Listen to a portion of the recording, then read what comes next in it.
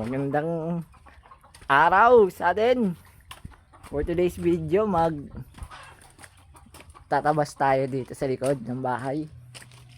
Ayan, ituturo sa atin ni tatay kung paano tibag. Ayan o, tinitibag niya na. Bantay ng mga tamaan ng sasakyan. Ito lang yan. Ganyan lang yan. Tapos, pagka tumba niyan, saka mo tanggalin yung kuan. Hati-hatiin. Okay. Tapos dito, si tatay na yung pumutol. Tinuloy niya na. Inagawan ako ng trip. Yan, tapos hati-hatiin ko daw sa maliliit yan. Hati-hatiin sa maliliit. Tapos doon daw itatapon. Yan, diyan. Itcha ko lang daw ng itcha dyan. Balik kami ulit dito. Tuloy ko daw yung hati-hati na maliliit sa mga sanga. Yan, tinuloy ko na nga. Yan, tapos nilagay ko doon kung saan niya tinuro. Dapat patong-patong, bawal daw tumusok kasi tutubo daw ulit kapag tumusok yung sanga sa lupa. So, ayun. Natumba yung sampayan eh. Ayun nga, natumba. Bahala ka dyan. Linis muna ako dito. Yan, tulak-tulak. Para matapunan pa. Yan, trippings. Nilipat pa doon. Pakitang gilas. Yan, pinutol ko na rin yan. Sinimot. Okay, tapos dito, nagche-change na ako. Pinutol ko na yung ibang sanga dyan. Mulberry siya, puno ng mulberry. Ayan o. Mantika na yan. Ayan na. All aboard! Oh!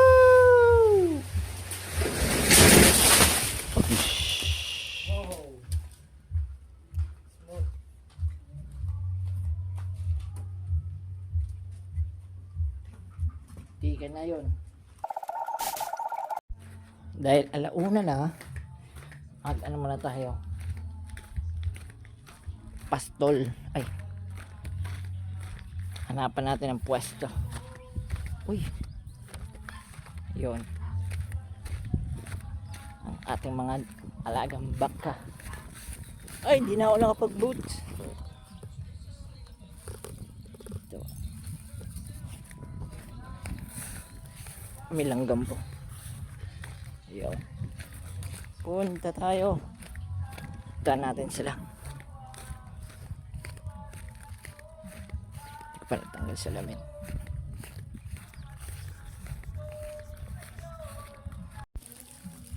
Okay. Dito na tayo. Tingnan nyo na bulsi oh. Pasaway.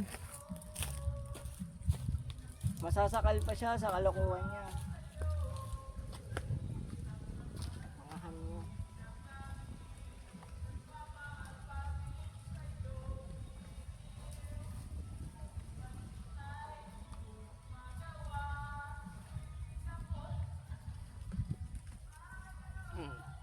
Oo na, sige na, mamaya ka na magtanong.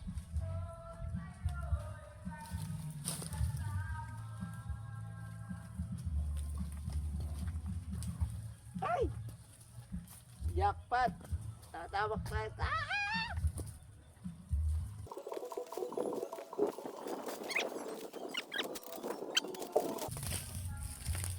Na-jackpotan tayo. Tayo. Aray!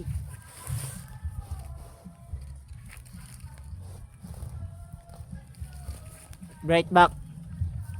Okay, let's go. Ay. Jackpotan pa tayo. Bruno. Ala. Naapan natin siya ng pwesto. Sa may lilim.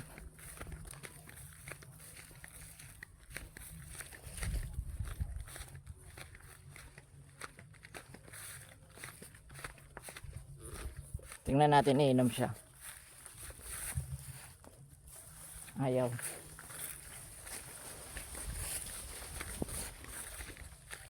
Yon, sabay yung nanay naman.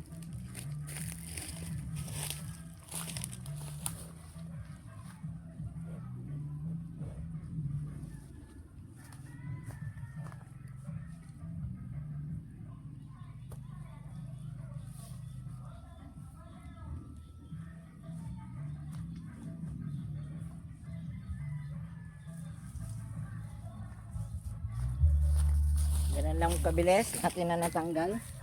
So hanapan na natin siya ng sisilungan. Tingnan natin kung inom siya. Ayun yung binuksan natin para dagdagan ng onte. Tingnan natin.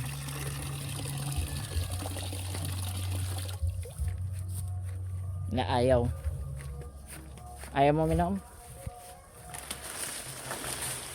Favorite. Yan.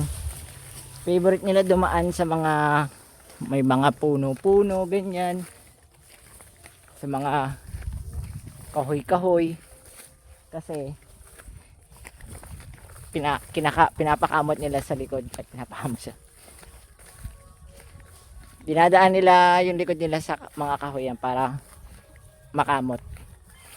Ayan siya. Ay, sumabit. Dito tayo. Doon tayo. Yun, sa puno ulit na yan.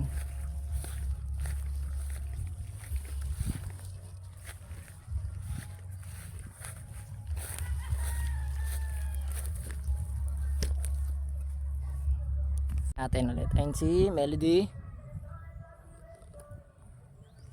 At si Bruno. Back to home base. Tuloy tayo sa ginagawa natin pagputol. Cuttings. See you later. Dito na tayo. Dala ko pa yung pamukpo ko. Iiwan lang to dun eh. Yawa. Ay.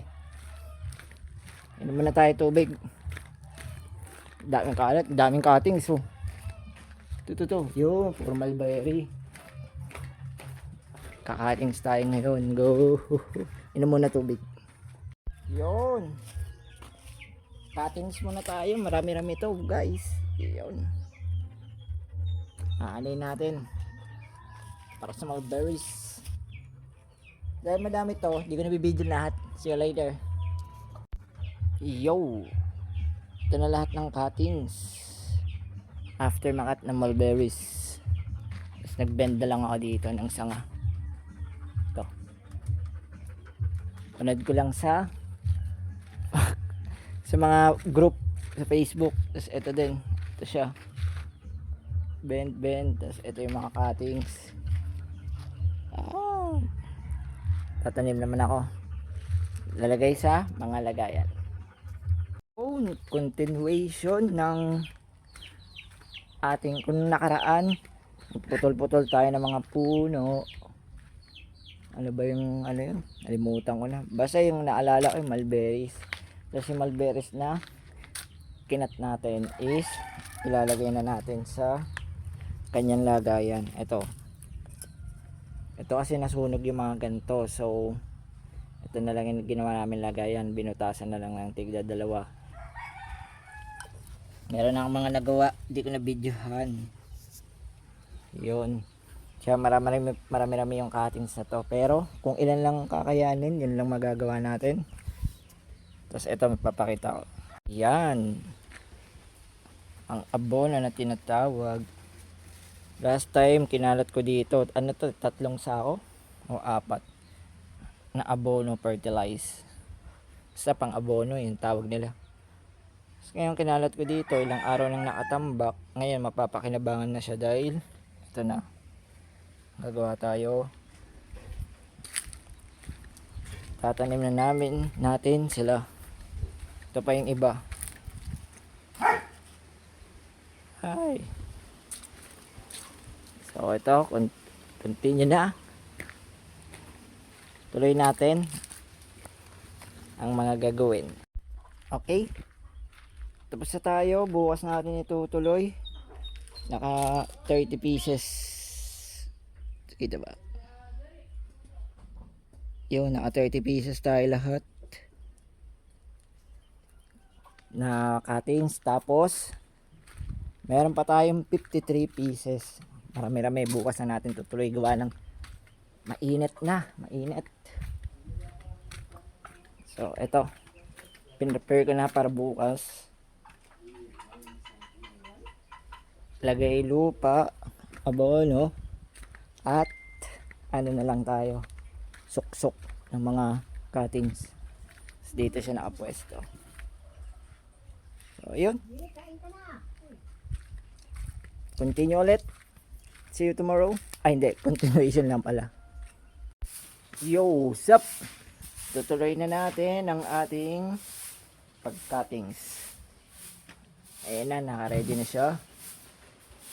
Kailangan ko pala mag-wear ng gloves. At ayun yung pwesto. Ayun, dito. Yan. Yan tayo kukuha ng pang-abono. Ayun yung iba, na kinating sa atin. So, wear lang ng gloves. Tutuloy natin ang paggawa ng cuttings ng mulberries. So, ito na. Gloves. Ito na rin yung 30 pieces natin kahapon. At dito ako pupwesto. Marami ang bungkal at nasa lilim. Okay, di ko na bibidyoan ng paglagay nito kasi masyado maba. Video ko na lang after. Kung ilan naabutin ulit, marami yung 53 pieces. Tsaka may amoy rin, siyempre yung abonon to. Siyempre mga udo yan eh. Mga dumi-dumi. Kaya, ano muna tayo? Maglalagay muna ako. You know. Okay, see you around. Yun, tapos na tayo ngayon. Kahapon naka 30 pieces tayo na cutting sang mulberry. Ngayon naka 53.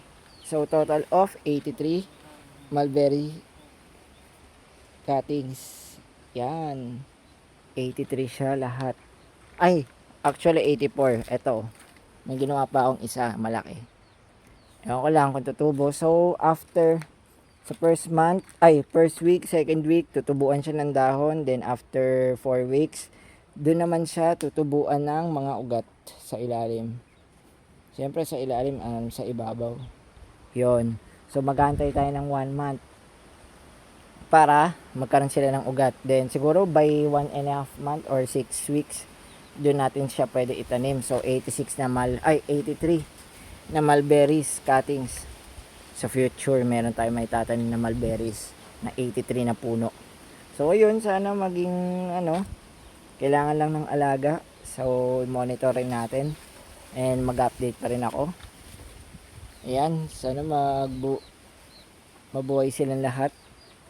Para ito ay pwede natin pakain sa mga baka. Then, matamis na maasim ang mga bunga nito. Try nyo search mulberries, yan. So, 83 lahat. Sa future na puno. So ayun, see you next video. Time check 2:46, magja-jogging naman ako. See you in next video. Thank you for watching. God bless. See you on next video nga. Paulit-ulit yan. Sige na, bye. Ay. Ba't ganun ayaw lagi magano? Peace, I'm out. Ayaw talaga.